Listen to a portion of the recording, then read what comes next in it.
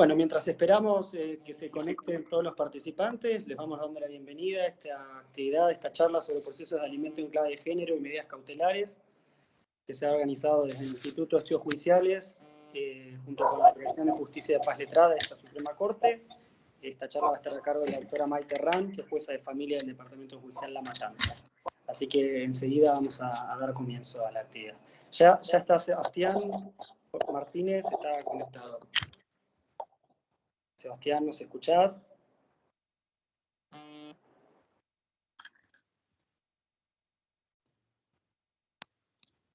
Hola, buenas tardes. Ahí ¿Cómo está, andan? Sebastián. Ahora sí. ¿Qué tal? Bueno, así que, Estuve por decía desistir recién, eso. Hola, Maite. Hola, Sebastián, buenas tardes a todas, buenas tardes a todos. Gracias por invitarme a este espacio. ¿No? Casi estoy afuera. Bueno. ¿Pasano? estamos acá, estamos listos. ¿Tenemos suficientes asistentes? Sí. Agradecemos la presencia de todos y todas que se han conectado. Somos más de los que se habían inscrito primeramente. No para meter presión a la expositora de hoy, pero por suerte nos están acompañando muchas personas. ¿Hay más de 10 personas? ¿Hay? Sí. Somos 70. Ah, bien, bien. Somos 70, así que bueno.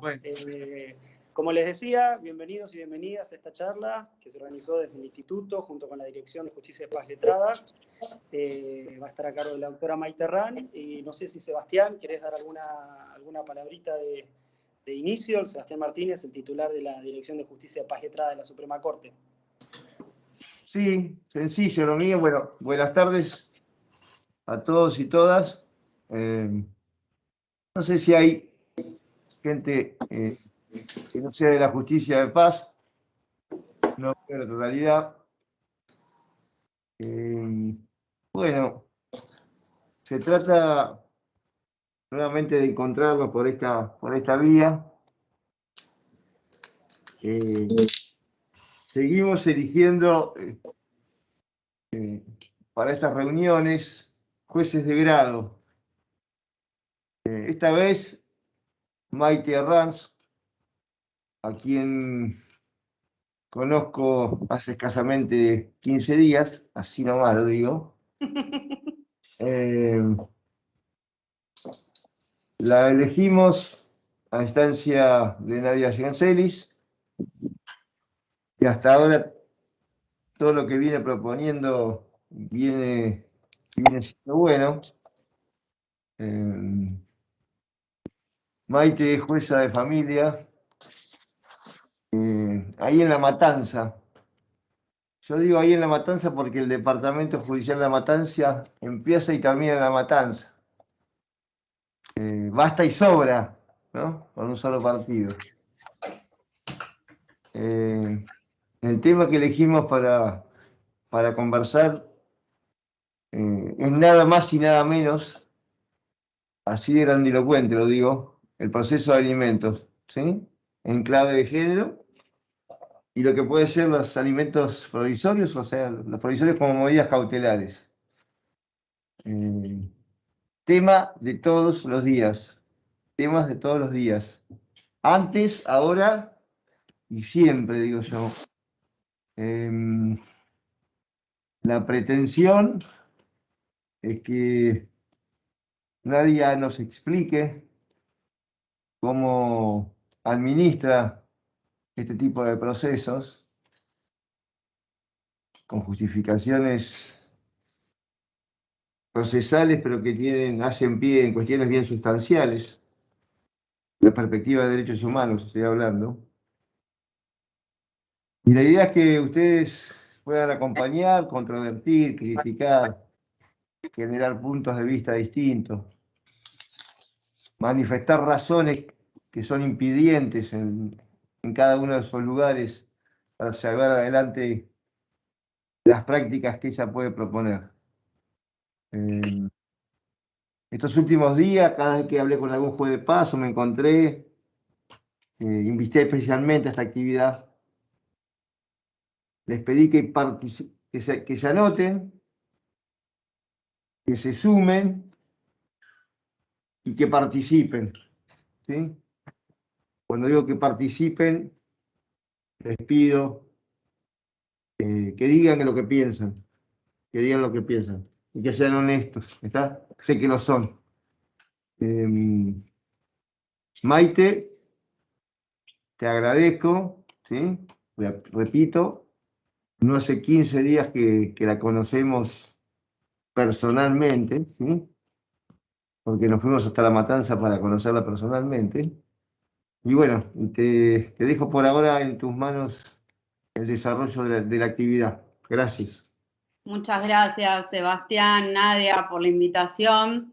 Bueno, como conversamos ese día, Sebastián, estoy segura que voy a salir enriquecida de este encuentro con los queridos y queridas integrantes de la Justicia de Paso y yo, porque indudablemente que en nuestros distintos territorios tenemos diferentes soluciones, diferentes prácticas que nos van a llenar de ideas y de nuevos posicionamientos en el proceso. De hecho, confieso que para preparar esta charla, bueno, voy a empezar por compartir pantalla. Camilo, ya sabes que me voy a dejar de ver cuando la comparta, así que por favor te pido. Cualquier cosa, acá estamos. Muy bien, bueno. La verdad es que, bueno, ahí la estoy viendo a Lorena, lo veo a Javier, que también los conozco, los saludo. También, hola Lorena. A todos los que no tengo el gusto de conocer personalmente, también les mando un gran abrazo. Espero que en algún momento no muy lejano podamos tener esta charla de manera presencial. También, no les obliga a Sebastián, te digo que está acompañando el equipo y algunos amigos del Fuero de Familia, y la doctora Baliño, que es de Morón. Bueno, siempre nos acompañan amigos del Fuero de Familia también. Bueno, para comenzar, les decía que realmente y honestamente, un poco repensando el tema, ¿no? Porque todo el tiempo estamos como dándole vuelta a los asuntos y tratando de buscar soluciones o de buscar distintas prácticas que nos hagan más ágil el proceso. Entonces, cuando me planteó Sebastián este desafío, me pareció que era bueno comenzar un poco por el tema de justamente derechos humanos y género, para ir después puntualmente al tema de alimentos y para finalizar con las medidas cautelares. Bueno, por favor, me interrumpen cuando quieran. Les vuelvo a decir que yo no los voy a ver a partir de ahora que comparta pantalla, así que también, Camilo, te pido que me avises si alguien quiere participar y no puede directamente. Bienvenido sea cualquier tipo de comentario, acotación, lo que quieran. ¿Ahí se ve? ¿Alguien? Perfecto. Gracias, Camilo. Bueno, entonces, agradezco mucho que la invitación haya sido en este mes y van a ver que en todas las diapositivas está de fondo el color violeta, que en este mes estamos nuevamente con la campaña para visibilizar todos los tipos de violencias en razones de géneros, justamente porque el 25 se conmemora el Día de la Eliminación de la Violencia contra las Mujeres. Esto, un parrafito breve, sé que me voy un poco del tema puntual de alimentos de la clase, pero me parece importante recordar que se debe al trágico fallecimiento de las hermanas Mirabal en manos del dictador Trujillo, y por eso este mes vamos a estar recordándolas y conmemorando esta fecha. También tuvimos el aniversario de los principios de Yogyakarta, que tienen que ver con el respeto de las diversidades sexuales, el aniversario de la ley de cupo femenino en nuestro país, entre otros hitos. Entonces, para comenzar, Me pareció que podíamos dar el puntapié inicial desde un fallo de nuestra Suprema Corte, que sabemos que es doctrina legal para todos nosotros, que dice: el juzgamiento de los casos atendiendo al paradigma de la perspectiva de género constituye un tópico que viene desarrollándose con cada vez más intensidad en el seno del sistema interamericano de derechos humanos, cuyos criterios constituyen una fuente importante para los países adheridos a dicho modelo supranacional. Por supuesto, nosotros estamos adheridos y en Ríos versus Venezuela, la Corte Interamericana dijo que la violencia en razón de género es aquella dirigida contra la mujer porque es mujer o que la afecta en una forma desproporcionada. Seguidamente, al paradigma de derechos humanos, tenemos la Ley de Protección Integral para prevenir, sancionar y erradicar la violencia contra las mujeres en los ámbitos en que desarrollen sus relaciones interpersonales, la 26485. En su artículo 4, define violencia contra las mujeres como toda conducta, acción u omisión que de manera directa o indirecta, tanto en el ámbito público como en el privado, basada en una relación desigual de poder, y pongo el acento en esta oración o en este párrafo mencionado, afecte su vida, libertad, dignidad, integridad psicológica, sexual, económica, patrimonial. Las violencias en razones de género afectan a las mujeres y, como sabemos, a las personas del colectivo LGBTQ+. Hasta acá venimos enlazando entonces el sistema de derechos humanos, la ley 26.485, y también tenemos que mencionar la más reciente ley de víctimas, 27.372, que entre sus principios rectores nos menciona el de que la intervención debe ser rápida, con un enfoque diferencial y evitando la revictimización. Entonces, recapitulando, hasta acá mencionamos el sistema de derechos humanos, las leyes de protección de la mujer, la ley de protección de víctimas y justamente la ley de protección contra la mujer encontramos distintos tipos de violencias en razones de género que pueden afectarlas, como ser la violencia física, sexual, simbólica, etc. Dentro de los tipos que ya mencionamos, también encontramos, como ustedes saben, modalidades.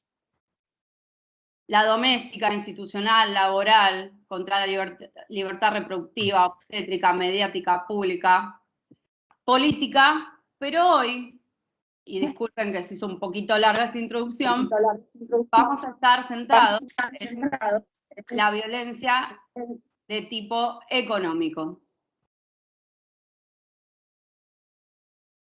Les traigo esta imagen. Acá me gustaría si podemos realizar una pequeña interacción. ¿Qué les sugiere la imagen?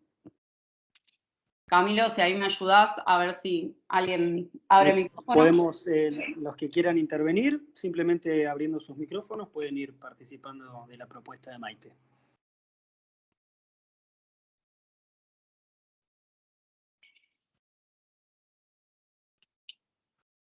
A mí me sugiere que para obtener dinero tenés que perder tu libertad. Muchas gracias, colega. Qué buena definición. ¿Alguien más?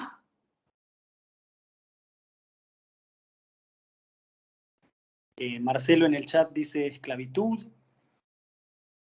Gracias, Marcelo. Veo una mano levantada de Claudio. Claudio, simplemente si querés abrir tu micrófono.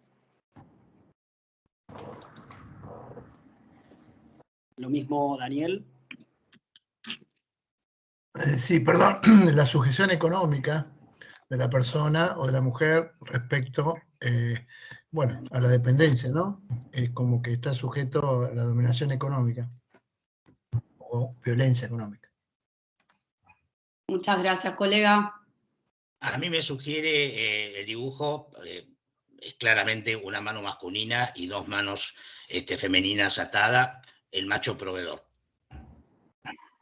Muchas gracias, colega. Bueno, Camilo, si me decís si hay alguien más, si no, continúo. Algunas palabras que están diciendo en el chat: sometimiento, desigualdad, desigualdad de poder, desigualdad estructural, asimetría, esclavitud se repitió un par de veces. Bien, muy bien, les agradezco a todos y a todas por la participación. Bueno, justamente, vamos a una definición de violencia económica. La violencia económica es una forma de ejercer poder, control, manipulación hacia las mujeres a través del dinero. Este tipo de violencia puede pasar desapercibida y se agrava cuando se suman otros tipos de violencias. Una de las definiciones. Otra que traemos de España, y se las resalto porque vamos a ir a una teoría del Supremo Tribunal Español, nos menciona algunos ejemplos para visibilizar la violencia económica, y sobre todo les quiero mencionar el último punto que dice: en caso de separación hay violencia económica cuando no paga las pensiones establecidas pudiendo hacerlo. ¿Qué es violencia económica y patrimonial? Perturbación de la posesión y tenencia de la propiedad, pérdida, sustracción, destrucción, distracción indebida de objetos, distintas definiciones. Bueno, acá una imagen como la que recién utilizamos en la lluvia de ideas, ¿no? También, pero pareciera que están volando los papeles de esta madre intentando hacer sus trámites judiciales. El Ministerio de las Mujeres, Géneros y Diversidad, justamente preparando esta charla, encontré que está realizando una campaña para visibilizar la violencia del tipo económico de la que nos vamos a referir. Justamente dice: estoy esperando que me paguen una plata que me deben y te llego, este mes no llego a pasarte, desde que nos separamos no me da plata para los chicos ni pasa más tiempo con ellos. La violencia económica y patrimonial limita el acceso a bienes y recursos, refuerza desigualdades y condiciona el desarrollo de las mujeres y el colectivo LGBTI+. Demorar o no pagar los aportes alimentarios es violencia económica y patrimonial. Bueno, como les decía, al preparar el tema de hoy, me encontré con que mucho hay dicho del otro lado del Atlántico, en España, respecto de la violencia económica, a la cual definen como el maltrato de guante blanco. Y acá les voy a pedir disculpas, me voy a detener un poquito y les voy a leer este párrafo de un fallo del Supremo, pero me pareció muy esclarecedor y que realmente nos va a dar muchos elementos en el momento que, si es que decidimos que optar por estos elementos y este posicionamiento, podamos encaminar el tema de la violencia económica en los juicios de alimentos. Dice: el impago de la pensión alimenticia puede configurarse como una especie de violencia económica, dado que el incumplimiento de esta obligación deja a los propios hijos en un estado de necesidad en el que, ante su corta edad y carencia de autosuficiencia, necesitan de ese sustento alimenticio del obligado a prestarlo. Primero, por una obligación moral y natural que tiene el obligado, y si ésta no llega, lo tendrá que ser por una obligación judicial. Y ello al punto de que, si se produce el incumplimiento del obligado a prestarlos, ello exige al progenitor, que los tiene consigo en custodia, a llevar a cabo un exceso en su esfuerzo de cuidado y atención hacia los hijos, privándose de atender sus propias necesidades para cubrir las obligaciones que no verifica el obligado en hacerlo. Todo ello determina que podamos denominar a estas conductas como violencia económica cuando se producen impagos y pensiones alimenticias. Y ello por suponer el incumplimiento de una obligación que no debería exigirse ni por ley ni por resolución judicial, sino que debería cumplirse por el propio convencimiento del obligado a cubrir la necesidad de sus hijos. Además, si no se satisface la pensión alimenticia en la cuantía que se estipuló en convenio o resolución judicial, será el progenitor que se queda con ellos en custodia el que tiene que sustituir el esfuerzo personal. Como hemos expuesto, el incumplimiento del obligado, con lo que al final se ejerce una doble victimización, a saber, sobre los hijos como necesitados de unos alimentos que no reciben y sobre el progenitor o progenitora, agregaría yo, que debe sustituir al obligado al darlos. Este fallo del Supremo da sustento a los fundamentos de la violencia económica por el no pago de alimentos, que lo vamos a encontrar también como con la sigla NPA, no pago de alimentos. ¿Por qué el no pago de alimentos como una violencia económica? Porque justamente no es solo que victimiza, como veríamos en un planteamiento tradicional, a los hijos, sino que está afectando en este doble esfuerzo a la progenitora que convive con ellos. Los invito, a mí me pareció muy interesante este informe que se llama Las madres sin cuotas salen del closet, que es de la revista Anfibia de la Universidad de San Martín, que nos describe cómo esta situación se agravó justamente con la cuarentena, con el ASPO, con el DISPO, con la situación de aislamiento del año próximo pasado. Nos dice que la situación de los hogares a cargo de mujeres que crían solas por imposición se volvió más crítica que nunca. Son las más afectadas por el cierre de la economía durante el ASPO, según un informe no solo del Ministerio de Economía, sino también de UNICEF. 6 de cada 10 familias monoparentales son pobres, el doble del promedio general. En abril de 2021, los nombres incorporados al registro de deudores alimentarios porteño aumentó un 85% respecto del promedio de la última década. En Argentina, por el apego a los roles tradicionales y a la concepción maternalista de los cuidados, luego de la separación, la mayoría de los hijos siguen viviendo con la madre. Esto supone más energía y más dinero para sostener la economía familiar. La mayoría no elige criar en soledad, sino que se quedan solas y son familias nucleares convencionales que en muchos casos, por razones vinculadas a la violencia machista, terminan convertidas en hogares monomarentales. Los mecanismos institucionales y judiciales disponibles para revertir la situación demostraron su rotundo fracaso, pues la pandemia del COVID-19 lo dejó más expuesto que nunca. Todo esto que les acabo de mencionar del informe de Las madres sin cuotas salen del closet. El diagnóstico es claro y tiene anclaje constitucional, como veníamos viendo desde el principio de la conversación, de la charla. La desigualdad de hecho en el goce efectivo de derechos humanos es su sustento.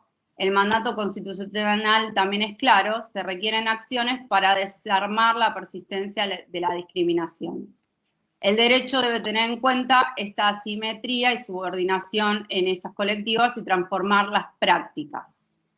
Y esto es del libro Repensar la justicia en clave feminista, un debate desde la universidad, y me parece que este es nuestro desafío de la charla de hoy, queridos colegas, queridas colegas. El tema de transformar las prácticas y justamente poder rectificar y superar o hacer un intento por mejorar la eficacia en la justicia respecto de esta temática. Hasta acá, ¿cómo vamos? A ver, salgo un poquito de pantalla, si los puedo ver. ¿Ahí me ven? ¿Todo bien? ¿Alguno que quiera hacer una acotación, que quiera decir algo? Me interesa mucho que hagamos intercambio de pareceres.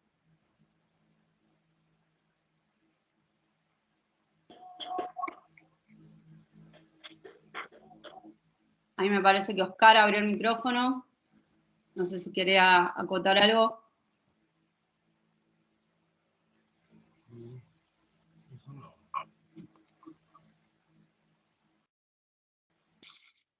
Bueno, ¿vamos bien? Bueno, gracias por la atención. Continuamos entonces. Camilo, ayuda, ¿cómo vuelvo a compartir? Si estás por ahí. No, nunca dejaste de compartir, así que si querés abrir el Power y lo vemos. Ah, ahí está. Estoy abajo entonces. No, perdón. Tampoco. Hay muchas pestañas. ¿Ahí me ven? Ahí está, sí, ahí se está viendo. Bien. Bueno. Justamente como les decía, un poco repasando el tema y buscando dónde puntapiés para que nos repensemos las prácticas y visibilizar un poco lo que está pasando con el no pago de la cuota. También me encontré, como les decía, la campaña del Ministerio de Mujeres respecto de notar o que se vea la violencia económica, pero también esta herramienta me pareció interesante, que se está elaborando una encuesta que todavía está abierta, no tenemos los resultados, sobre el incumplimiento de la cuota, justamente con el objeto de ponerla, ahí voy a poner la pantalla completa, justamente con el objeto de visibilizar y de poner en agenda pública el incumplimiento de la cuota, porque venía siendo un tipo de violencia, como le llamamos antes, de guantes blancos o invisibilizada. El objetivo del informe es visibilizar el incumplimiento de la cuota como una forma concreta de violencia económica y como un mecanismo que perpetúa desigualdades estructurales en nuestra sociedad. Entonces, ¿qué hacer frente al incumplimiento del pago de las cuotas derivadas de la responsabilidad parental? Justamente el desafío es encontrar mecanismos efectivos para la determinación y cobro de la cuota alimentaria.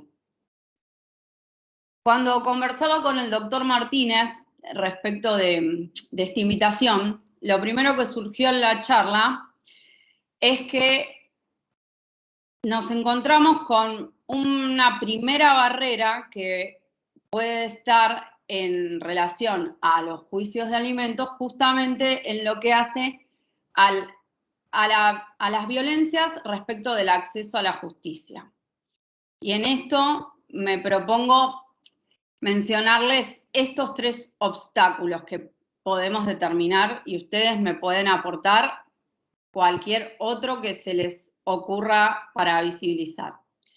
En primer lugar, es el tema de los patrocinios jurídicos para iniciar las acciones de alimentos. El segundo valladar es cuando ya hay una cuota fijada o hay un acuerdo o se pretende el tema o a través de la herramienta del aumento, el tema de la prohibición de las actualizaciones de las cuotas alimentarias, que si bien seguramente la mayoría, cuando nos es posible, aplicamos la solución de fijar cuotas en porcentajes, en algunos casos no podemos hacerlo y nos encontramos con que tenemos esta cuestión jurídica que sortear. Si bien sabemos que ya hay precedentes inaplicando o declarando inconstitucionalidad respecto de la cuota alimentaria de esta problemática, quería también ponerles de resalto que existen algunos proyectos de ley que en específico proponen que sea inaplicable para la materia de la que nos estamos refiriendo. El tercer punto es que el Estado es garante último del derecho alimentario de los niños, niñas y adolescentes. Esto tiene asidero convencional en la propia Convención de Derechos del Niño. Por eso es que también tenemos algunos proyectos de ley en danza que tienen que ver con un fondo de garantía alimentaria. Esto quiere decir que cuando no hay respuesta por parte del progenitor, proponen que haya una respuesta por parte del Estado. Hay así antecedente en el derecho francés como en el derecho español. Continuando con la propuesta de la charla de hoy, que tiene que ver también con repensar o reposicionarnos en la cuestión alimentaria en clave de géneros, nos es imprescindible mencionar algunos tópicos del Código Civil y Comercial vigente que justamente tienen asidero en esta cuestión. El primero, como sabemos, es el reconocimiento económico de las tareas del hogar. Seguidamente les voy a proponer una herramienta que encontré que me pareció muy interesante al respecto. El segundo es el reconocimiento de las inequidades de género en materia de ingresos, el cuidado compartido y la obligación de las cuotas alimentarias, que como bien sabemos, aunque exista, por supuesto, el cuidado compartido, aquel que tiene mayor potencia patrimonial va a estar obligado a continuar con la cuota alimentaria, y las herramientas para asegurar el efectivo cumplimiento de las mismas, que están previstas en los artículos 551 a 553, con las que voy a estar finalizando. Bueno, como les decía recién, respecto del reconocimiento económico de las tareas del hogar, justamente en la preparación de esta charla descubrí esta herramienta que me pareció muy interesante, que es la calculadora del cuidado. La pueden encontrar en la página del Ministerio de Economía y fue realizada en conjunto entre el Ministerio de Economía y la OIT. Los que nos propone la calculadora de cuidado es una metodología muy sencilla. Yo hice una prueba justamente para comentárselas hoy.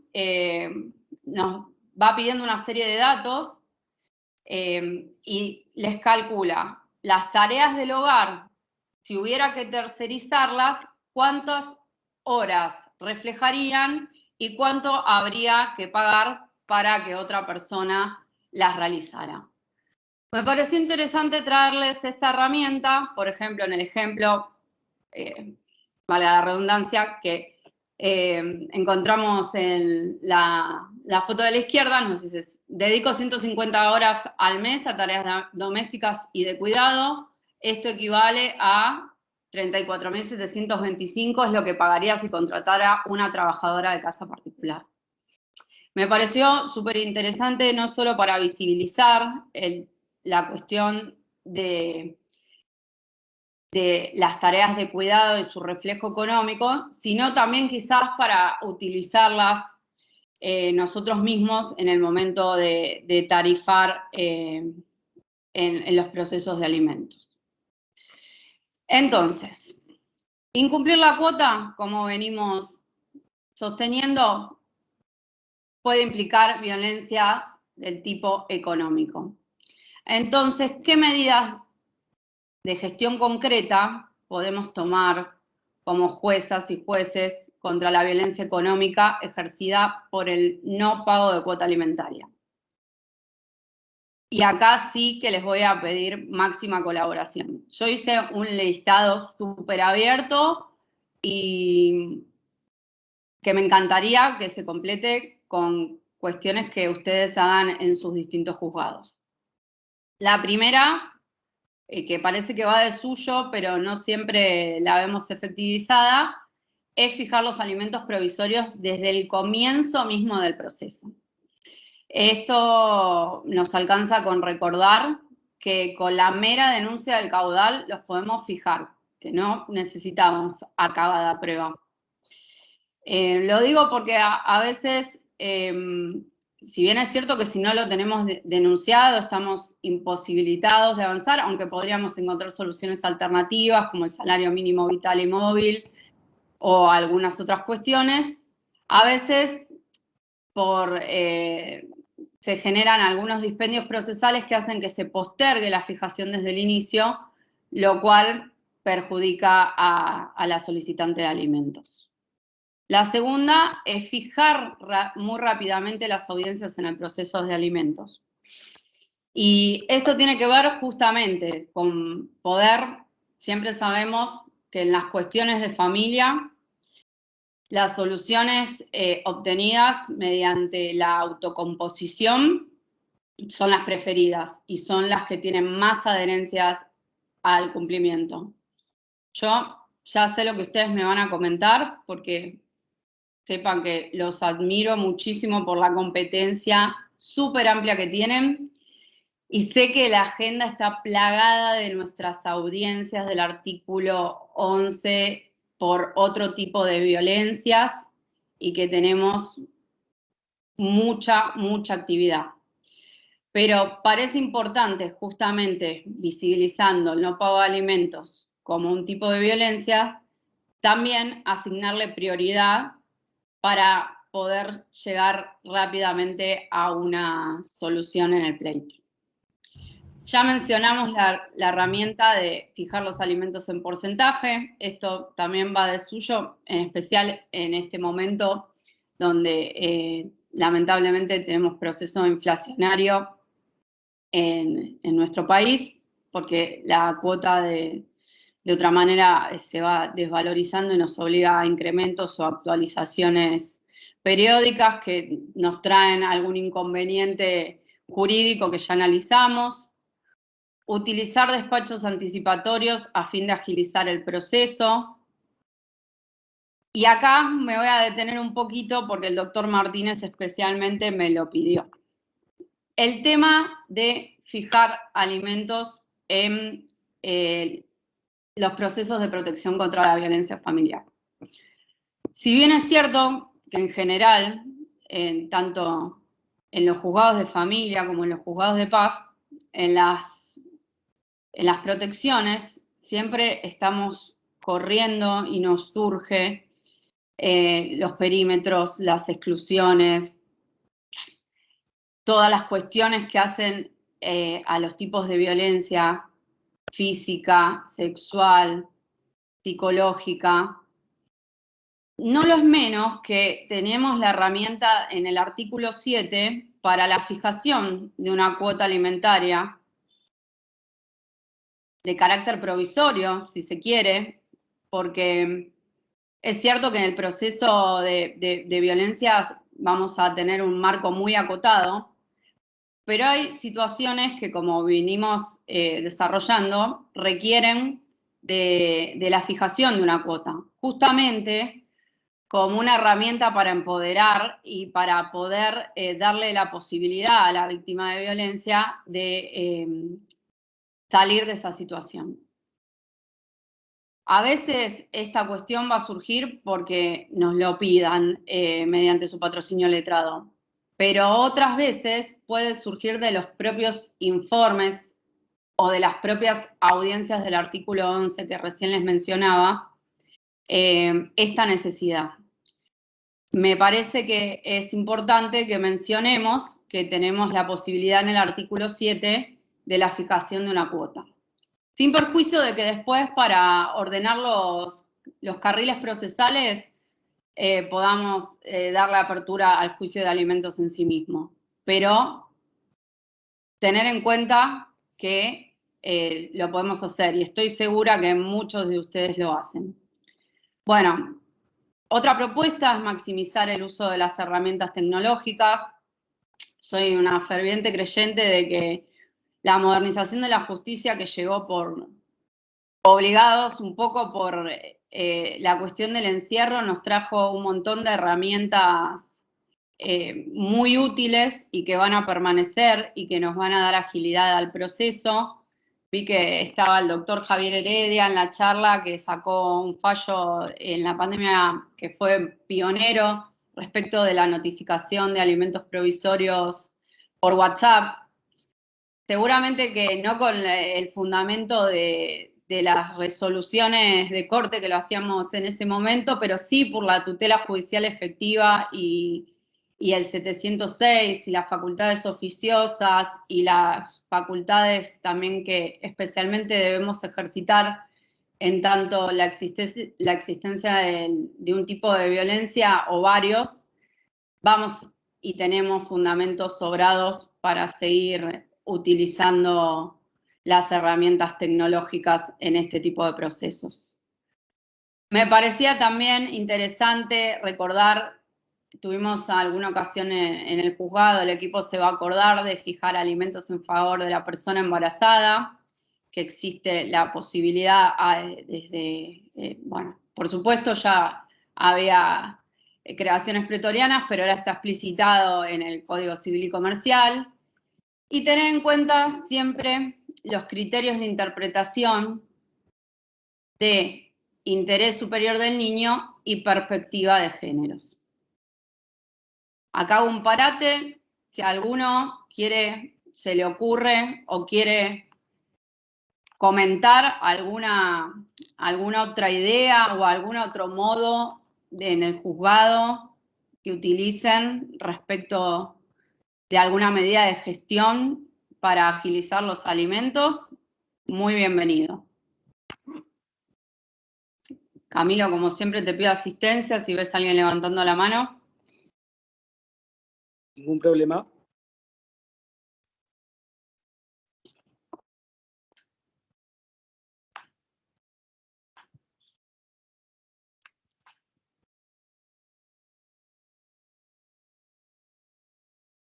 Ahí está la mano Hola, levantada Camilo, de ¿se puede? Sebastián. Sí, sí.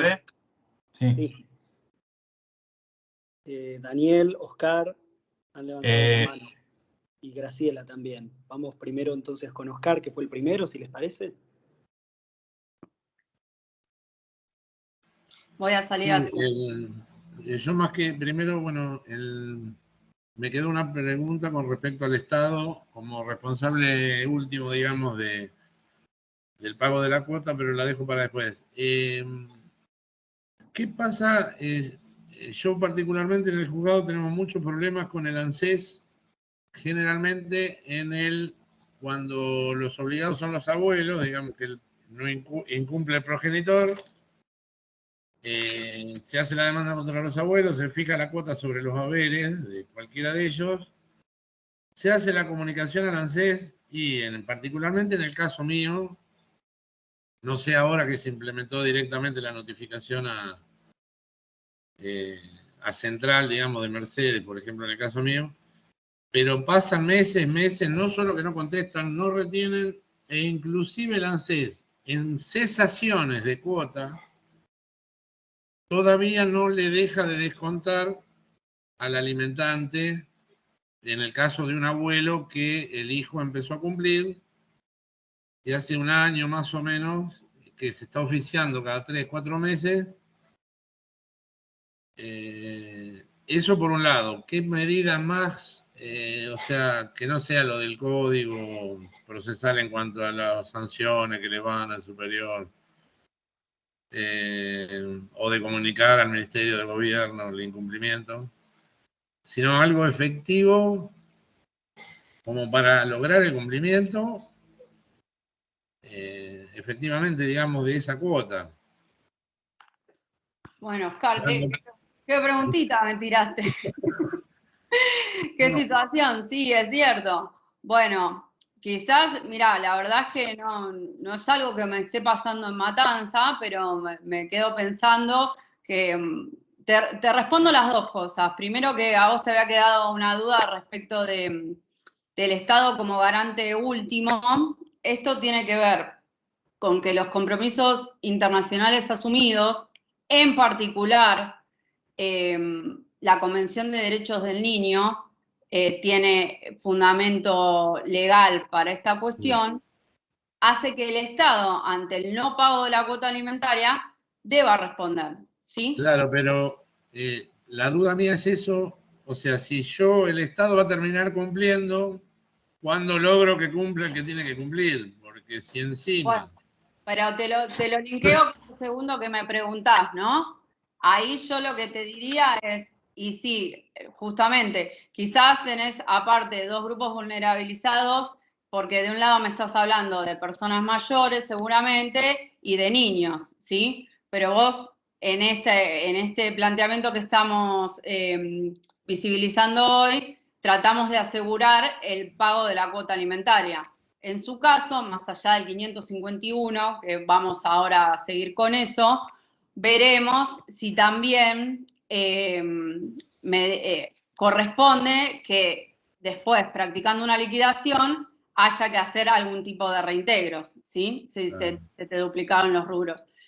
Después, sí, obviamente que tal como decís vos, la vía es esa, es comunicar a ANSES para que detenga la retención y en el caso de que no lo haga, el primer camino va a ser comunicarle a su superior y si no, con eso no alcanzara, quizás algún tipo de sanción en particular al responsable de la agencia que corresponda. Que eso está dentro de nuestras facultades, ¿sí? Claro. Que lo tendremos que tarifar.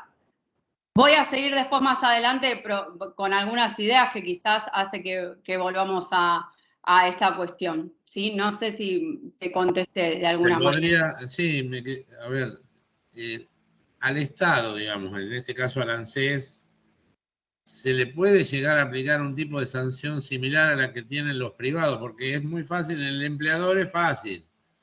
E inclusive en cierta forma es el empleado. El tema es el Estado, que es el empleador, digamos, de ese empleado pasivo. Tendrías que individualizar al responsable de la agencia que corresponda y en su caso me parece que iría por ahí la vía.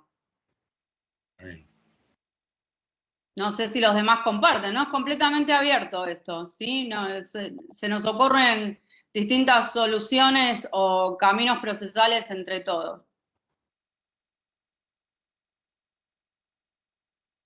No, como experiencia yo lo que puedo agregar, no sé si a alguno les servirá, pero por ejemplo, en las últimas veces que se ha iniciado acción contra los abuelos, milagrosamente aparecen todos los padres a pagar. Que es una buena... No, está muy bueno eso de iniciar al abuelo porque enseguida aparece el hijo y paga. Bueno, mira, ahora que lo estás diciendo en voz alta esta cuestión, la verdad que no se me había ocurrido ponerla en la lista, pero es cierto que una medida de gestión concreta es que no supeditar, porque muchas veces se pone, ocurra por la vía que corresponda, o inicie expediente por separado, ¿no? Y si a veces es como vos decís, permitimos ante este incumplimiento, no presentación de él, que sería el demandado principal, poder cursarle una notificación a los abuelos, como decís vos, mágicamente aparece quien en realidad era el obligado primero. Sí, a mí me parece que se puede parangonar con algunos bemoles y con algunas aclaraciones, sobre todo en estos tiempos. Juega como un mecanismo de presión similar a lo que por lo menos ocurría en la relación fiadores-inquilinos, ¿sí? Bastaba intimar al fiador, ¿sí? Para que el inquilino se avenga al pago de alquileres. En realidad había una presión del fiador sobre el inquilino. Acá el tema es si hay una presión de padres a hijos. ¿Está? Claro. Exacto. Muchas veces sabemos, va a depender de la relación que tengan, ¿no? Bueno, como dice, hay algunos que en aras de esta buena relación se van a presentar inmediatamente en el proceso y hay otros que no. Pero en esos casos he tenido gratamente que sí, o sea, pero son incumplidores han sido incumplidores fehacientes, digamos. Ya está la acción iniciada cuando ya el padre tiene la sentencia y no la cumple. Enseguidita aparece y paga. No sé cómo, pero no sé si son los abuelos buenos acá. Tengo un caso para comentarles por ahí que viene un poco al caso. No sé si puedo participar. Sí, por supuesto, Norberto, con gusto. Concretamente un caso que me tocó resolver en el día de hoy, que viene al caso porque se trata justamente de cuando inician el proceso a los abuelos. Concretamente un juicio de alimentos que se inició contra el padre. Se fijan alimentos provisorios contra el padre, una cuota de 5.000 pesos. El padre incumple, el expediente continúa, bueno, llegó a que se abrió a prueba, quedó ahí, se intimó, nunca cumplió. Se inicia el proceso contra la abuela paterna. Se inicia el proceso contra la abuela paterna, también está en estado de abrir a prueba y piden alimentos provisorios, que bueno, no habían sido fijados desde el inicio, en el caso del juicio del padre sí, y en el caso de la abuela no, y bueno, me llega justo para resolver esa petición, y bueno, leyendo un artículo justamente en el día de hoy, que es el que previamente hay que tener por acreditado, verosímilmente, dice el artículo, el incumplimiento por parte del progenitor. En mi caso tuve a la vista el expediente y tuve por acreditado con ese recaudo, verosímilmente, con la intimación, con la cédula, es decir, ya con eso tuve por acreditado con ese recaudo y le fijé alimentos provisorios a la abuela, también como un medio de presión, de esto que se comentaba recién, buscando un poco la idea de que sea, sí, como una herramienta justamente de presión para que sea después el padre quien venga a cumplir con la cuota. No sé si eso les parece bien, está bien resuelto o no, lo traigo a cuento porque me interesaría saber alguna otra opinión o cómo hubiesen resuelto. Sí, más bien me parece que, claro, teniendo en cuenta el interés superior del niño, la niña o el adolescente, no hay duda de que si podés... Justamente en este caso eran dos menores. La cuestión no haría falta nada más. Yo hice Bien. lo mismo en el día de la fecha. Bien. Sí, sí, Fijé yo también. provisorio a los abuelos. Teniendo en cuenta en este caso en particular que la abuela no tenía, los ingresos no estaban acreditados, me basé en el salario mínimo vital y móvil, un 10, un 15% para cada uno de los dos menores, y bueno, concretamente la resolución salió en ese sentido. Y en cámara en Mercedes, por ejemplo, me pasó un caso que fijé provisorios, lo apeló el alimentante, entre que va a la cámara lo considera, equivalía a un porcentaje del salario mínimo. Cuando la Cámara pasa a dictar sentencia, además de confirmar que la naturaleza cautelar de los provisorios es incuestionable, o sea que está todo facultado para fijarlo, no solo eso, sino que dice, al momento de fijarlo, su señoría, el salario mínimo vital y móvil era de 12.000. Y hoy a la fecha es 19.000, por lo tanto, no solo eso, sino que lo aumentó la cuota que, claro, porque como era un porcentaje, dice hoy ese porcentaje equivale a 10.000 pesos, una cosa así, y volvió. O sea que es muy, por lo menos en Mercedes lo confirman. En lo que es alimentos. Sí, acá en Junín también. No, sí, no creo que no te lo reboten ni ahí. Bien, veo que también Daniel y Javier tienen la mano levantada.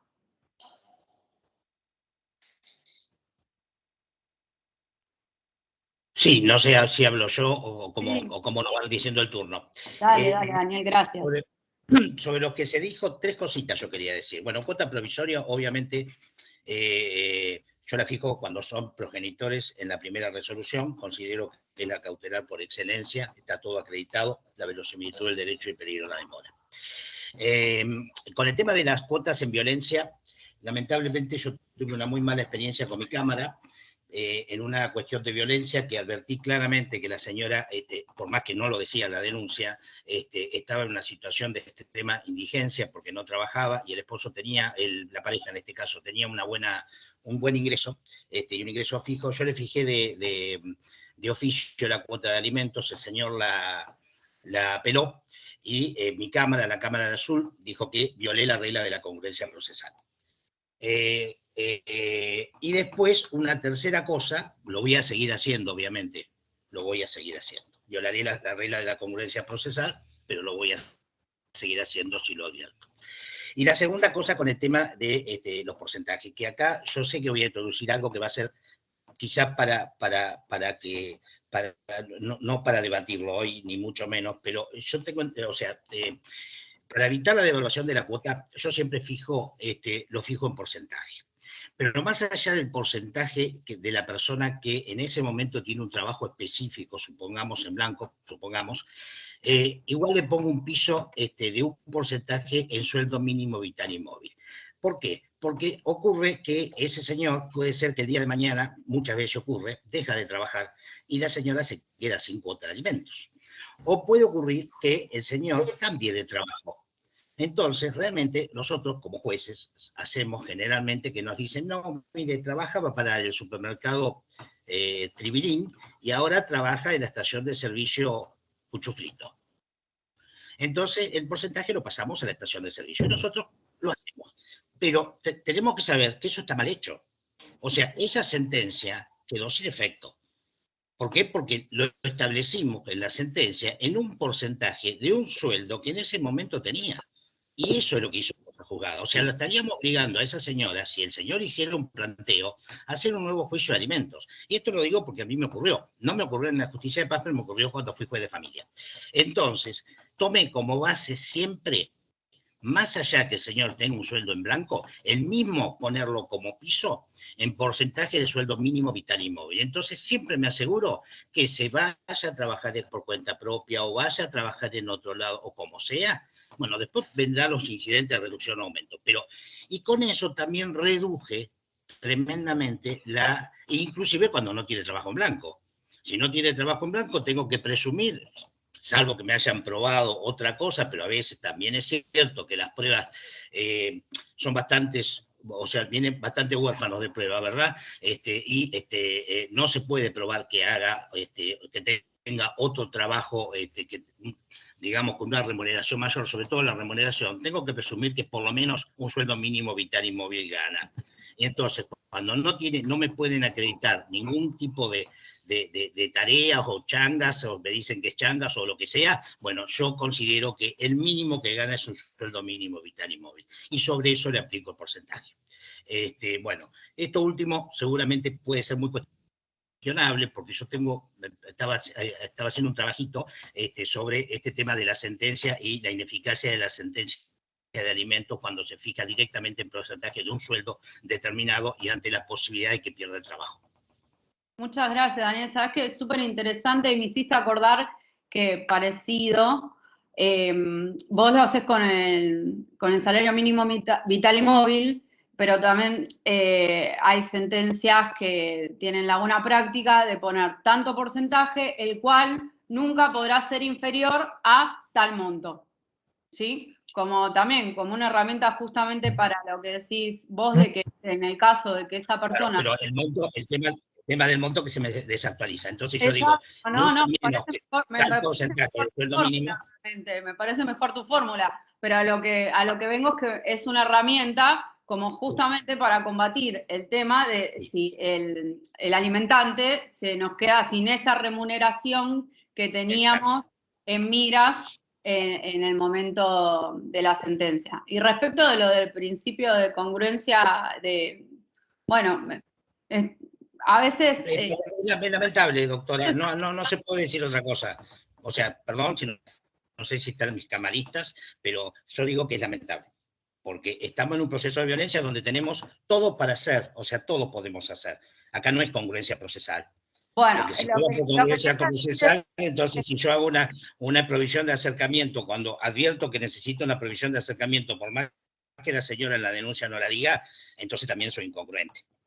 Bueno, es que justamente me parece que aparte la congruencia procesal o los principios procesales tienen que ver con las garantías del proceso, ¿no? Las cuales nunca podemos llevarlas al exceso del rigor formal y menos cuando estamos atravesados de la perspectiva de género o en una temática como la violencia, ¿no? Mi opinión personal, que quizás algunos compartan, otros no. Por eso mismo, visibilizar... Perdón, no, disculpe, que no la dejé terminar. No, disculpe. No, digo, no es un proceso propiamente dicho. No es un proceso para hablar de congruencia procesal. La congruencia procesal es cuando... pero no es un procedimiento. Otro punto para sumarle, pero... Por eso le quería decir, es de la misma cautelar, de la misma naturaleza que la violencia misma. Pero es al igual que el resto de las medidas. Es como autorizar a retirar efectos personales, de estar fijando alimentos. Exacto. Y aparte, con el argumento que refuerza, como vimos por ahí, los conceptos cuando del inicio parecían una obviedad, pero refuerzan los demás tipos de violencia justamente que mencionamos al comienzo, una decisión como la que nos está comentando el colega. Pero bueno, muchas gracias, Daniel, por todos los aportes. Javier, buenas tardes. Buenas tardes, Maite, ¿cómo está? Buenas tardes a todos los colegas. No, mi aporte es bastante breve y sencillo, haciendo hincapié en esto que hablabas del tema de la fijación de cuotas alimentarias en lo que son como medida cautelar las causas de violencia familiar, específicamente tratando de dar una respuesta rápida e inmediata a esta cuestión. Una de las cosas que nosotros logramos articular en nuestro distrito fue el trabajo con la Comisaría de la Mujer y la Familia y con los equipos interdisciplinarios que actúan a la hora de la toma de la denuncia, para poder brindarnos y cumplir con la información que sería necesaria para esta fijación de la cuota alimentaria y que en la primera medida cautelar ya salga la prohibición de acercamiento, la exclusión, las demás medidas, e inclusive la cuota alimentaria. Es un trabajo que se puede coordinar, que no es muy complejo, que implica agregar un par de preguntas más y que se quiere al momento de realizar la denuncia, pero eso ya también te garantiza y evita estas cosas que, por ejemplo, resolvió la Cámara de Azul, que es que el pedido ya te viene de la propia parte, en principio, firmada junto con la denuncia, donde ya te requiere la fijación de la cuota, y ahí varía después, según cómo se ha completado ese cuestionario, si está o no determinada el quantum de la necesidad, si están, digamos, descrita la actividad que realiza el denunciado para poder estimar, digamos, esa cuota. Cuando no lo tenemos esa información, acudimos a criterios objetivos, que son los que tenemos informados todos los meses a través del INDEC, lo que es la canasta básica alimentaria, lo que es la canasta básica total, separado, individualizado por sexo y por edades, según lo que tengas que fijar. En el caso de lo que hablabas también, me parece importante y trascendental el tema de la duración de estos procesos y de qué manera se puede, la importancia de depurar la prueba, lo que es necesario, imprescindible y lo que no, cuando estamos discutiendo, digamos, alimentos. En los casos nuestros, por ejemplo, cuando tenemos gente con relación de dependencia, por este tema de la carga dinámica de las pruebas, se los requiere que a la audiencia venga con sus últimos 3 recibos de haberes, por ejemplo, para poder resolver con esos números la cuota alimentaria. Pero es muy importante esta depuración de la prueba para que después el proceso no se desvirtúe con cosas que son inconsistentes o que no nos sirven a la hora digamos, de poder fijar la cuota. Coincido en que la necesidad de fijarlas en porcentaje, sobre todo en procesos inflacionarios tan importantes como los que se están viviendo en los últimos años, cualquier cuota que se fije hoy queda desactualizada en 6 meses. Y una de las variantes, sí, coincido, es el salario mínimo vital y móvil. También tenemos antecedentes en nuestro departamento de la fijación de cuotas con equivalencias al jus arancelario. Entonces, sabemos que también es una variable de fácil información, por lo menos para los operadores y para los abogados, y también se mantiene, digamos, equilibrada o actualizada la cuota, independientemente de la actividad que realice la persona. Buenísimo todo, Javier. Muchas gracias por todo lo que comentaste. Veo a una de las colegas que está nombrada renombrada con apellido Escaleta. ¿Cómo te llamas, querida colega? Porque veo que tenés el nombre de otra persona. Eso es porque en el juzgado, cuando me encargaron y me acomodaron la máquina, quedé con el nombre del secretario. Soy Elida Cirelli. Nos pasa a todos porque tenemos tan pocos usuarios Teams que Tal bueno. cual. Soy Elida Cirelli de Arenales. Mucho gusto, Elida. Encantada. Dos cosas quería decir. Respecto de los alimentos, esto que dice Daniel, yo a veces pongo tantas cosas que digo, bueno, creo que no le dejo ninguna salida para que no la pague. Yo pongo del trabajo que tiene o que en el futuro mude, y si se quedare sin trabajo, del salario mínimo vital y móvil, y que nunca podrá ser inferior a tantos pesos. Todo así sale. Conjugas todo lo que mencionamos. Claro, le tiramos toda la carne al asador. Porque bueno, eso evita que tenerlos a cada rato con algún incidente de aumento o lo que fuere. Eso por un lado, pero lo que más me preocupa a mí es el tema de los alimentos en la violencia. Y esto que decía Daniel, ¿no? Me hizo pensar, yo digo, a veces los jueces que nos devanamos los sesos pensando cómo hacerlo mejor, que tratamos de actualizarnos y de buscarle todas las salidas, y después nos chocamos con algunas cámaras que hacen que todo ese trabajo sea bastante, casi suena inútil, ¿no? Porque si una cámara te habla de congruencia cuando vos le estás buscando una vuelta, que todo el tiempo te están pidiendo que se la busques además.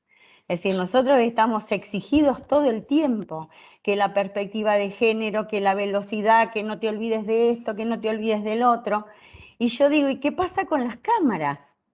En el caso mío, por suerte, yo sinceramente no me puedo quejar, todo lo contrario. Les tengo que contar una experiencia buenísima que tuve en materia de violencia, que la verdad que me la jugué porque dije, esto me viene rebotadísimo de la cámara, y no, me lo confirmó. El caso de una mujer con violencia económica, era violencia simbólica, por supuesto, pero mayormente violencia económica. Yo excluí del hogar al esposo y lo obligué a pagarle una cuota a ella, porque ella tenía problemas de subsistencia y él, por supuesto, con su violencia económica la había encerrado en una falta de posibilidades. Le puse una cuota y la verdad que la Cámara me lo confirmó. Qué bueno. Así que, sí, es que no es la verdad digamos es que no me cabe que no es lo más habitual. Quizás es una deuda también el tema de las cámaras especializadas, ¿no? Que bueno, serían también el debido cumplimiento del mandato constitucional. Quizás hay algún todavía resabio de una postura muy civilista, tradicional, patrimonial en algunos organismos, pero bueno, me parece que jornadas justamente como o conversaciones como las que estamos teniendo entre todos hoy, ayuden a ampliar, ¿no? A poner los anteojos de la perspectiva de género en este tipo de cuestiones. Yo ya te digo, tuve la mejor de las experiencias porque la verdad que, digamos, desde lo que normalmente uno hace, parecía raro que me lo fueran a confirmar, porque además tenía la particularidad de que tenía un hijo menor, que el hijo también, producto de lo que le había enseñado su papá, ejercía violencia, con lo cual el chico también lo saqué de la casa. O sea, era como, digamos, quedó ella solita como tratando de bancar eso, y la verdad que la sostuve, y no solo eso, la dejé en el hogar, le di la atribución del hogar hasta tanto resolvieran en el divorcio las cuestiones, o sea que el plazo que yo le puse de exclusión a él era hasta que resolvieran la cuestión de la atribución de la vivienda en el divorcio, para lo cual, por supuesto, yo no iba a ser competente, pero la hice permanecer, y la Cámara me lo confirmó. Bueno, o sea, yo tengo... Sin dudas, ¿no? Porque la... excede el marco de la charla, pero sabemos todos del círculo de la violencia, ¿no? Y de que si en determinado momento, con lo que cuesta a veces a la víctima denunciar, si en ese momento no las fortalecemos y justamente no tomamos medidas como la que vos adoptaste para que pueda sostenerse económicamente, hasta la estamos revictimizando y por supuesto que no estamos ayudando para que pueda sostener esa voluntad en una cuestión tan difícil y que tanto le costó, ¿no? Parte más allá de las redes de contención que tengan otro sentido, pero esa es una red que sin duda necesita poder tener tener Tal cual. su satisfacción en cuanto a sus necesidades económicas, si no, es muy probable de que vaya a retornar. Tal cual, justamente. o que la pasara muy mal, pero por eso digo, hago este pensamiento en voz alta, porque digo, uno a veces hace todo lo que técnicamente le piden que haga, y es tristísimo que después tu cámara no te lo respalde. En este caso yo tengo la suerte de contar la buena, pero bueno, sé que hay otros colegas que no les va tan bien, entonces digo, bueno, tal vez, además de sentarnos nosotros a ver cómo podemos ser cada vez más eficientes, tal vez las cámaras también tendrían que hacer una autocrítica y sentarse a ver cómo hacen también su trabajo para no entorpecer el nuestro, ¿no? Digo.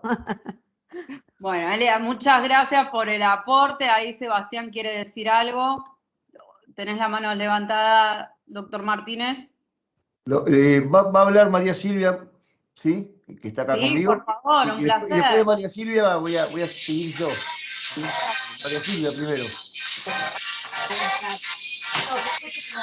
Me parece importante la argumentación para la supuesta posibilidad de lo que haga la Cámara.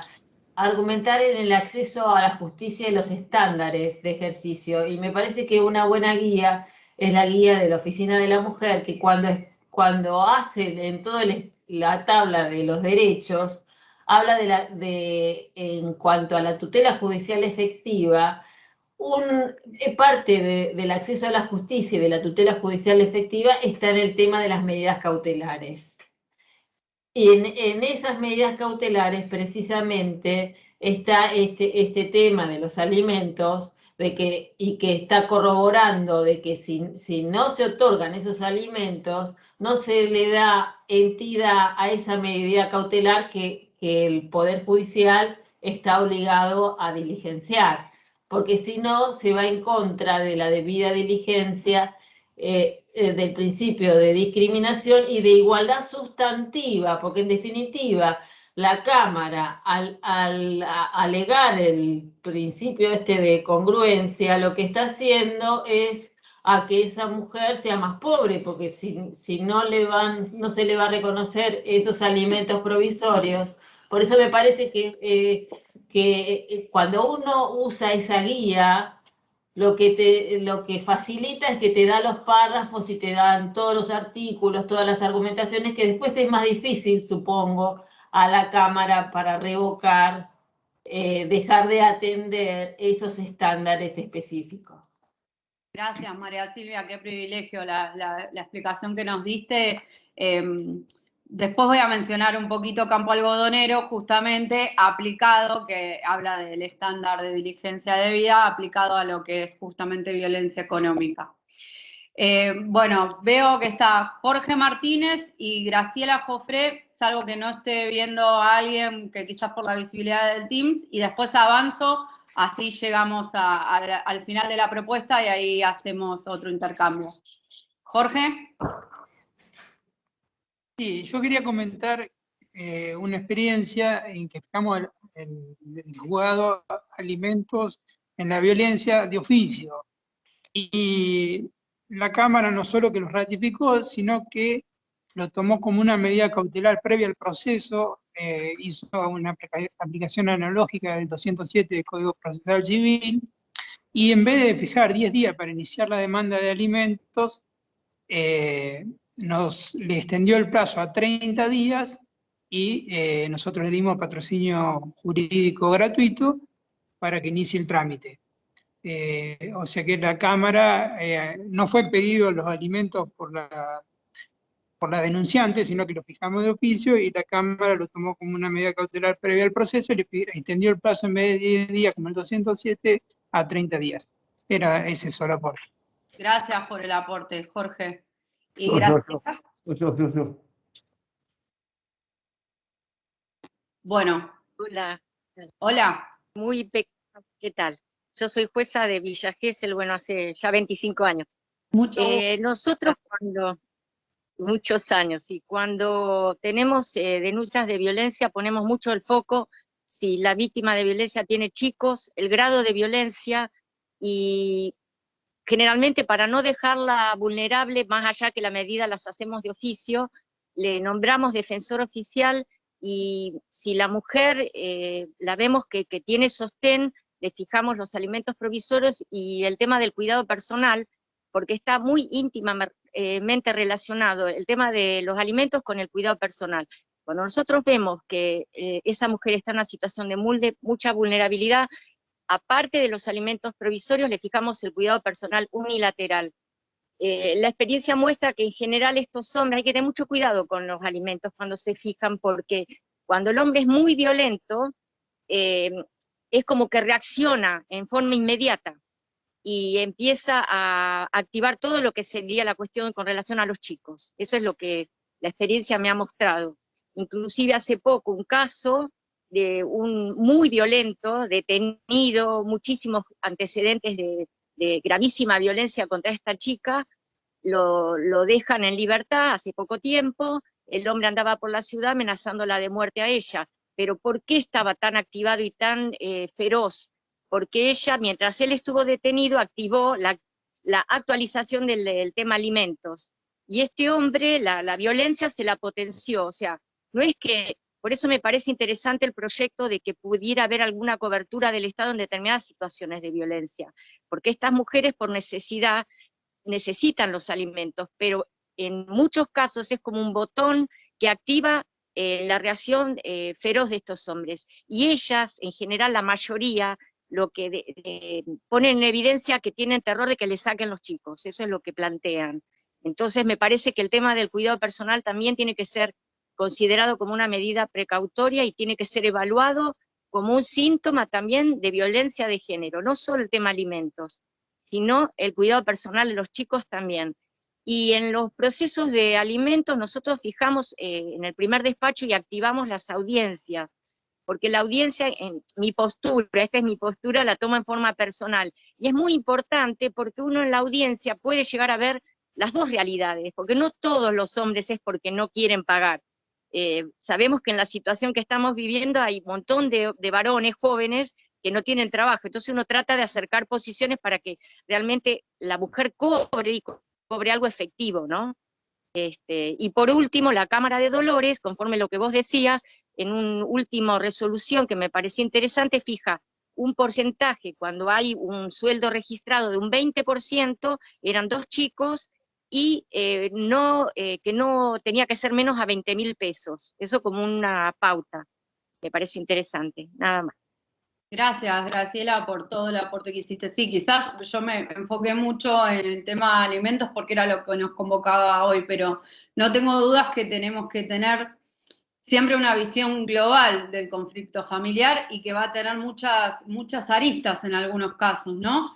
Y siempre nuestra visión tiene que ser integral, porque es como decís vos, movemos una teclita y se activa otra y no podemos parcializarnos en el análisis, lo cual muchas veces lo hace muy, muy complejo, pero es súper necesario. Le agradezco a Corina, a ver, quiero leer, porque estaban escribiendo en el chat y Corina puso unas cuantas cosas interesantes, a ver si me lo permite abrir. Puso, nosotros fijamos cuota provisoria en las violencias para una hija mayor de edad con discapacidad y la Cámara nos confirmó, excelente. Fernanda, mencionó que hay un programa del Ministerio de Desarrollo Social de la Nación de ayuda económica para las víctimas, también me parece una muy buena herramienta a mencionar. Walter nos menciona que hay un fallo de la Cámara de Azul que, bueno, tuvo una visión distinta a la que nos comentó Daniel, que confirmó provisorios en violencia, que habían sido fijados por un periodo de 6 meses. Bueno, voy a continuar para no atrasarnos, pero les agradezco muchísimo los aportes y el intercambio a todos. Me parece súper interesante lo que va surgiendo de cómo nuestras distintas prácticas después nos ayudan a mejorar. Continúo. Camilo, si estás por ahí, confirmame si se ve la pantalla. Se ve perfecto. Gracias. Bueno, entonces, retomando, y voy a acelerar un poquito porque el intercambio hizo a que ya estemos con el tiempo limitado. Bueno, dijimos que entre las medidas de gestión concreta que nos pueden ayudar a que el proceso sea más rápido, más eficaz, tenemos el uso de la tecnología. Bueno, por eso también les mencioné las audiencias virtuales. Después me contarán cómo están ustedes, si siguen utilizando esta herramienta como el Teams o ya están en una faceta completamente presencial. Yo les cuento que lo sigo utilizando. Y no solo, bueno, por prevención, por la cuestión epidemiológica, sino también porque en casos donde hay distancias, tuvimos un caso muy significativo que la persona vivía en otro continente, puntualmente en África, se pudo generar una solución muy rápida y eficaz en el proceso en menos de 1 mes y medio. Me parece, como les decía antes, que es una herramienta que llegó para quedarse en algunos casos. Bueno, en cuanto al avance, y un poco ya nos adelantamos porque estuvimos hablando de la cuestión, ya no ahora el ex ante o el comienzo o la tramitación, sino qué herramientas tenemos ante los incumplimientos de órdenes judiciales y qué herramientas legales no punitivas, porque bueno, sabemos que también tenemos el registro de deudores o algunas soluciones de otra índole que ya mencionamos. La primera es la solidaridad del responsable del pago de la deuda alimentaria con quien no cumple la orden judicial de depositar, un poco que lo mencionábamos en el caso que nos planteó el primer colega, el tema de los intereses que se devengan en la tasa más alta, un caso que incluso los duplicó. Y la estrella de esta parte del articulado justamente son las otras medidas para asegurar el cumplimiento. En este caso, el juez puede imponer al responsable el incumplimiento reiterado de la obligación alimentaria medidas razonables para asegurar la eficacia de la sentencia. Bueno, como sabemos, en cuanto a este artículo, la doctora Herrera se refirió diciendo que, contando algunos ejemplos, por ejemplo, que tienen en alguno, a cada uno donde le aprieta su zapato, ¿no? Donde podemos hacer que mediante esa medida sea que el cumplimiento resulte allegado de manera más propicia y más rápidamente. En algunos es al fanático del rugby que no pueda jugar el partido, o al que no puede ingresar a la bailanta, al que no puede ir a la cancha. Estos ejemplos los venimos viendo, al igual que en algunos casos prohibiciones de salir del país, suspensión de licencias de conducir, imposición de tareas comunitarias. Hemos visto algunos casos incluso en que se han dispuesto medidas de arresto. Respecto de esta cuestión es debatida en cuanto al ángulo de que el artículo recién que nos pusimos a analizar dice que tienen que ser las medidas de índole razonables. No todo el mundo ve como razonable o equiparado la cuestión del arresto. Es debatido en la doctrina, pero no puedo dejar de mencionárselos. La prohibición de ingresar a un club, el corte de líneas telefónicas o el no poder sacar nuevas líneas telefónicas, etc. Bueno, este fallo es muy reciente. Es de un padre que adulteró los recibos de sueldo para abonar menos.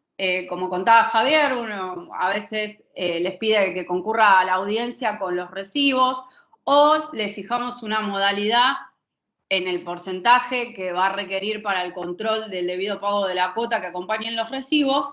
Bueno, en este caso se había detectado justamente que se estaban adulterando los recibos que se acompañaban en el expediente, y me pareció muy interesante que, aparte de considerarlo violencia económica y, por supuesto, de fijar una sanción de índole pecuniaria, a esta persona se le ordenó realizar un tratamiento psicológico en razón justamente de la conducta desplegada. Bueno, y acá llegamos un poco a lo que estábamos hablando recién cuando me comentaban algunos fallos de la segunda instancia, ¿no? Me parece que la clave de género que nos convocaba en el título, la clave de derechos humanos y la vara interpretativa va a estar puesta siempre en juzgar con perspectiva de género. Por eso que juzgar con perspectiva de género implica generar buenas prácticas, por lo cual los invité recién a este intercambio o este diálogo de los que surgieron todas ideas buenísimas y que estoy segura que mejoran nuestro quehacer jurisdiccional para el abordaje de las violencias. Va a tener que ver también con el diálogo de la normativa específica, esto un poco lo que nos mencionaba la doctora Morelo recién, para tener en cuenta. Tener en vistas que no solo se va a aplicar al derecho de la familia, sino que aplica a todas las ramas del derecho, y también que es muy necesario capacitarse y sensibilizarse en estas cuestiones, permitiéndonos estos espacios como hoy estamos teniendo gracias a la Dirección de Justicia de Paz Letrada. Bueno, para ir cerrando, ¿qué es entonces juzgar con perspectiva de género? Es combatir estas relaciones asimétricas de poder que estamos advirtiendo, es ponderar en el quehacer jurisdiccional que tiene un invaluable potencial de transformación de estas desigualdades, es un mandato de la igualdad, un ejercicio de desconstrucción que tiene que ser aplicado, como dijimos, incluso de oficio y aun cuando las partes no lo hayan solicitado. Considerar el incumplimiento alimentario como violencia económica contra la mujer es ponderarlo como un daño y para esta y para sus hijos, en el que todos resultan lesionados. El niño o niña por su condición de sujeto vulnerable por franja etaria, como lo mencionamos antes, y la mujer porque es quien asume en estos casos la totalidad de los gastos de manutención. Forma parte, y acá también el quid de la cuestión de lo que hablábamos recién y lo que mencionó la doctora Morelo, de la tutela judicial efectiva, el principio de debida diligencia estrechamente relacionado con la garantía de acceso a la justicia.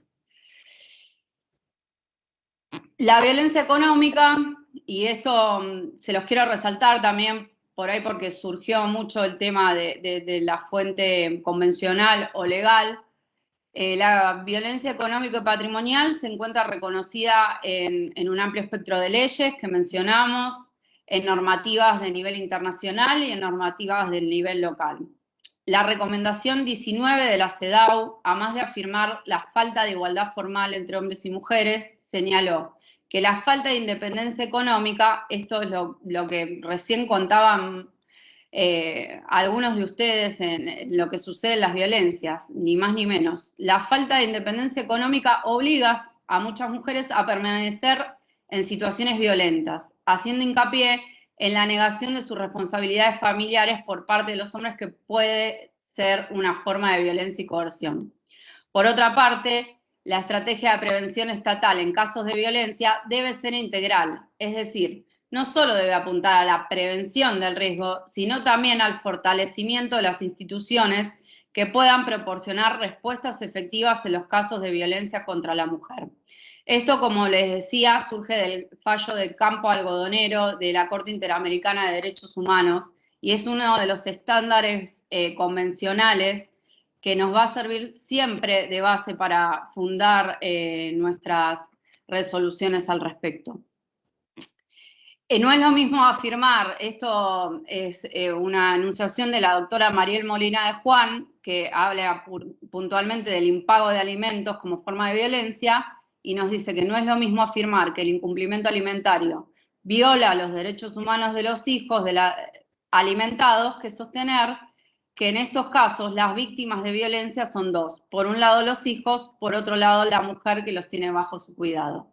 Es preciso advertir la gravedad del tema y aceptar el desafío de visibilizarlo, única forma de revertir prácticas judiciales que no sintonizan con un discurso normativo que advierte, cuestiona, prohíbe y sanciona todas las formas de violencia, inclusive, o más bien, por sobre todas, la violencia económica. Bueno, continuaba con un par de plaquitas más, pero en definitiva, y por las cuestiones que fueron surgiendo, me parece que esa es como nuestra diapositiva definitiva, ¿no? Por el intercambio que surgió. Sin perspectiva de géneros no hay justicia. Realmente que no hace falta decirlo, pero una vez más, pero parece que por algunas experiencias que hoy hemos compartido lo tenemos que seguir reafirmando. El prisma de derechos humanos o el prisma constitucional está por sobre la jerarquía de cualquier otra norma que se nos pueda enfrentar. Y por todos los fundamentos que hemos dado, este es el camino que me parece que, como todos ustedes comentaron, tenemos que continuar. Sí, Daniel, veo que tenés levantada la mano. Sí, quería agregar una sola cosita al colega que, no recuerdo tu nombre, que planteó el tema del ANSES, que no le retenía las cuotas de alimentos, no retenía o retenía y no las depositaba, no me acuerdo cómo es el Oscar, claro. Sí. Oscar, claro, tenemos un artículo del Código de Procedimiento, que es el 531, que también se puede aplicar tranquilamente cuando, digamos, retienen el empleador le retiene, porque esto también ocurre muchas veces, le retiene la cuota de alimentos al trabajador y no la deposita. Es decir, que es distinto al del código de fondo, que es cuando incumple. Entonces, el del código de fondo establece que son solidariamente responsables, pero el del 531, que es un artículo que está dentro de las obligaciones de los que, o sea, porque obviamente la retención es un embargo, cuando se habla de los bienes en poder del tercero y cuando el tercero no cumple con una medida. Es decir, esto se aplica perfectamente al tema alimentario.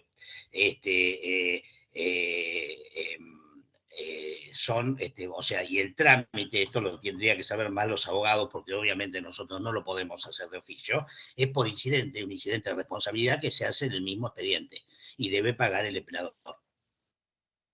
Muy bueno, Daniel, gracias por el aporte, muy bueno. Marina o Sebastián, que los dos tienen levantados la mano. Yo, Sebastián. Buenas tardes. Hola, Marina, mucho gusto.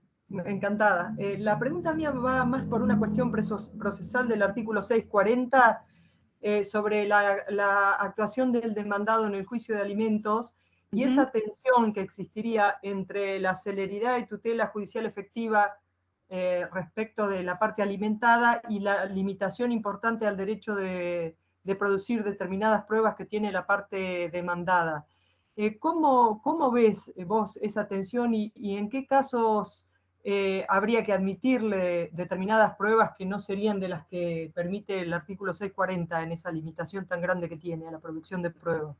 Bueno, Marina, gracias por traer esa pregunta. Estoy un poco con lo que dijo el doctor Heredia antes. En toda la prueba, también muchas veces vemos que algunos escritos de la parte actora que nos hacen un listado de una cantidad de oficios interminables y que realmente lo único que van a hacer es, después de demorarnos el trámite del juicio, me parece que lo que tenemos que hacer, y la clave está en qué prueba sea conducente para poder resolver, que como magistrados y magistradas ponernos en cuál de esos medios probatorios ofrecidos realmente es conducente para poder brindar la solución y no sin más proveer todo lo que se ha ofrecido. Recordemos que tenemos una facultad como directoras y directores del proceso que la podemos ejercitar en ese momento justamente entre todos, entre muchos otros, en la apertura, en lo que sería proveer la prueba.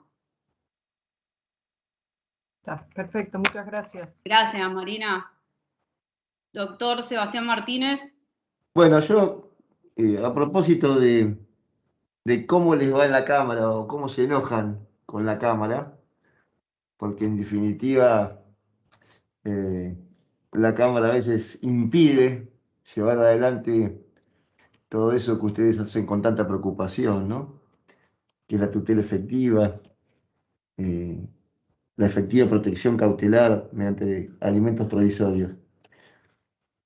Si los argumentos de la Cámara son argumentos procesales ortodoxos como la congruencia, ¿sí?, que no se han visto desplazados o tamizados a través de la perspectiva de derechos humanos o la perspectiva de género, si la Cámara juega de la congruencia, devuelto los autos al proceso, me parece a mí lo que se puede hacer.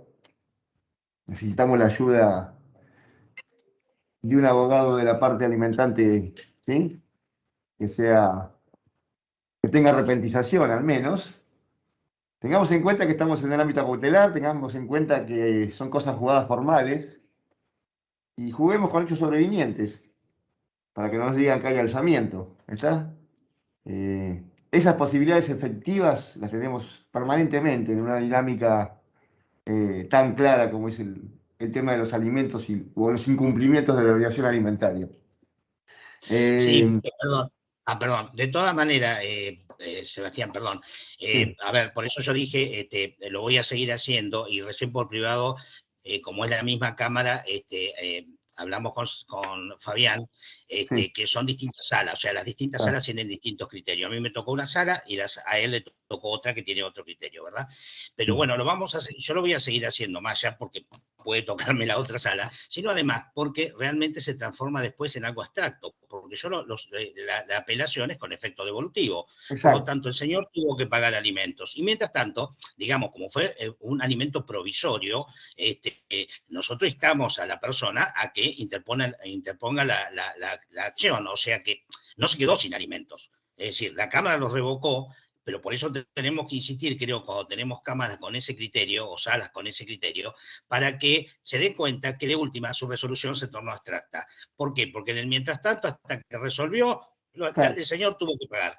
Y para cuando la Cámara resolvió, ya la señora tenía instado con su abogado, defensor oficial, supongo que me parece que era, su juicio de alimento y automáticamente le puse la misma cuota provisoria y se terminó el problema. Pero por eso, no nos dejemos bajar los brazos por cámaras o salas, en este caso, una de la sala de azul, la sala 2, es la que tiene el criterio que yo digo, en cambio la sala 1 tiene un criterio distinto, nos tire nuestro trabajo o lo que nosotros consideramos que es correcto. Lo que consideramos que es correcto. Buenísimo. Muy buenos ambos aportes. No veo, pero sé que hay otras manos levantadas. Camilo, si me ayudás. Porque tengo las ventanitas por la visibilidad chiquita. O si no, directamente abran el micrófono los que quieran. Sí, están las manos levantadas de Juan Altieri, Orlando, Marina. Marina me parece que ya habló. Marina ya habló, sí. Juan, hola, buenas tardes. Mi nombre es Orlando Simón. Soy el secretario del Juzgado de Paz de General Madrid. Y quería hacer una apreciación / consulta. ¿Qué opinan del tema del beneficio de gratuidad que debiera tener una víctima de violencia familiar, pensando en la perspectiva de género, y que no tenga la necesidad cuando reclama alimentos para sus hijos, tener que iniciar el beneficio de identidad sin gasto? Más pensando en que, por ejemplo, no sé, el deudor lo tiene por ley en el caso de la defensa del consumidor, pensando en la perspectiva de género, ¿no? Orlando, te escucho pero no te veo. No sé si tenés cámara apagada. Sí, tengo la cámara apagada. Ahí la prendo. Está buenísimo lo que trajiste. Hola. ¿Cómo estás? De verdad que está buenísimo lo que trajiste. Por supuesto, me parece que con el prisma, que ahora sí te veo, que estuvimos analizando y el hilo conductor que trajo toda la charla, ¿no? Me parece que el planteo es súper interesante y mi posición sería que sí, ¿no? No vamos a poner un valladar como esa cuestión a una víctima de violencias, ¿sí? Pero es cierto que, como vos decís, quizás en otra... También no nos olvidemos de la ley de víctimas, ¿no? Que todavía está, de a poquito la vamos incorporando y que prevé también, de alguna manera, una cosa similar. Pero es cierto lo que vos decís, pones un parangón con el consumidor, ¿sí? Y bueno, me parece un planteo súper interesante. Gracias. Gracias a vos, gracias a vos. No sé si quedó alguien más. Maite, Sí. quería que a ver si podés decir algo sobre una cosa que charlamos Dale, aquella vez que estuvimos en San Justo. ¿Sí? San Justo es donde está ubicado el juzgado del Maite. Muchas gracias por la visita institucional. Maite fue consejera de familia antes de ser jueza de familia. Todos los jueces de paz, o ningún juez de paz ahorra una audiencia intentando una conciliación. Hay jueces que tienen una tasa de eficacia altísima. Más los jueces que antes fueron mediadores, ¿no? Quisiera que comentes en orden a la relación económica, ¿sí?, entre la cuota provisoria y la cuota definitiva, en orden a las estrategias para una negociación. Bueno, Sebastián, sabes, me pusiste en un brete porque están mis dos consejeras de familia acá presentes en la charla. Le agradezco al equipo que siempre acompaña. Bueno, hay distintas estrategias, como conversábamos ese día, Sebastián. Yo justamente, antes de ser jueza de familia, fui consejera en otro organismo jurisdiccional. Y de pronto jugamos un poco con eso, ¿no? Con el tema de que una relación, digamos, inversamente proporcional, que si uno pone una cuota muy alta, después cuando estás en la audiencia te cuesta cerrarlo. Pero lo que vos me planteabas, que también es cierto, es que si va a haber mucho espacio temporal entre que nosotros fijamos esa cuota provisoria y que vamos a tomar la audiencia, y ahí te doy otra respuesta. Te digo, no, ahí necesitamos fijar unos provisorios altos si vamos a demorarnos mucho, ¿sí? Que no es la idea de ninguno, por supuesto. Todos queremos hacer el proceso rápido y eficaz, pero también todos sabemos dónde tenemos nuestras congestiones en las distintas oficinas judiciales. Por eso es que no hay una receta única para esto, ¿no? Es que, bueno, ahora las consejeras están fijando alrededor de dentro de un mes o un mes y medio, lo cual a mí me permite tener, digamos, eso en cuenta en el momento también de ponderar cuánto voy a fijar. Pero bueno, eso es algo como que quizás no mencionado, ¿no? De cómo cada uno va gestionando o direccionando en su juzgada. Y Elida me hace que sí, se ve que ella también está de acuerdo con esto que estamos enunciando. Pero bueno, no hay una fórmula única, ¿no? Como en todo lo que hablamos, ¿no? Hay un montón de soluciones, de ideas, de mecanismos que en estas conversaciones, que a mí me parece que por eso son, la verdad que súper necesarias, van surgiendo, y que quizás uno tenía un posicionamiento respecto a una cuestión y después de esta charla con los colegas la cambia o la decide hacer de otra forma, y bueno, por eso, Sebastián, te vuelvo a agradecer porque la verdad que para mí hoy conversar con todos ustedes fue súper, súper enriquecedor. No sé si hay alguien más que quiera acotar algo o alguna otra mano levantada, Camilo, que yo no vea.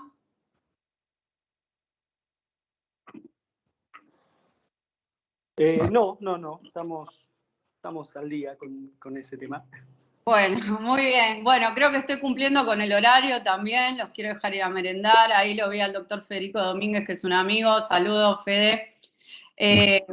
Bueno, Sebastián, no sé si hay algo más que querés que planteemos. No, te planteo cuándo seguimos charlando. Pero cuando quieran, me encantó. Muchas gracias a todos, muchas gracias a todas. A vos, Sebastián, por la invitación, a Nadia, a la doctora Morelo. Me sentí súper cómoda. De verdad que me voy muy enriquecida de conversar con todos ustedes. Tenemos distintas realidades. Algunos somos del conurbano, otros son de zonas más rurales. Seguramente no es lo mismo el ejercicio de la judicatura en un lugar que en otro, todos con sus distintas dificultades, y es muy enriquecedor siempre este encuentro entre colegas. Así que se los súper agradezco, y ojalá lo podamos hacer presencial en algún momento. Me encanta. Luciana, te mando saludos. Con Luciana fuimos compañera de algún curso, ahí vi que me puso un mensajito en el chat. La verdad es que súper enriquecedor. Ojalá que nos podamos juntar presencialmente, que termine toda esta pesadilla definitivamente de la pandemia.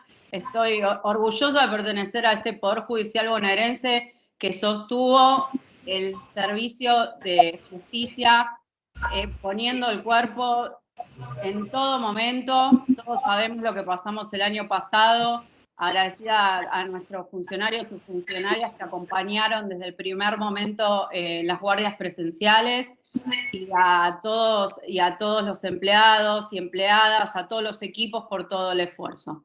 En ningún momento hubo ni feria ni asueto, y me parece muy importante no dejar de decirlo. Bueno, en un registro ultra egoísta, lástima que se creó el Departamento Judicial de La Matanza, si no sería ahora jueza de paz, pero bueno, flaco favor a la gente sería, ¿no? Me encantaría, pero se los quiero decir, y se los digo sin pudor, el examen de ustedes es el más difícil. Cuando yo veo el programa no lo puedo creer. La verdad que ese multifueros que tienen los admiro muchísimo.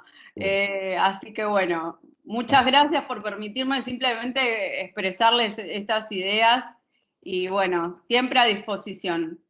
Bueno, gracias. Y gracias a todos por participar. Muchas gracias. Hasta Gracias luego. a todos. Hasta la próxima. Chao.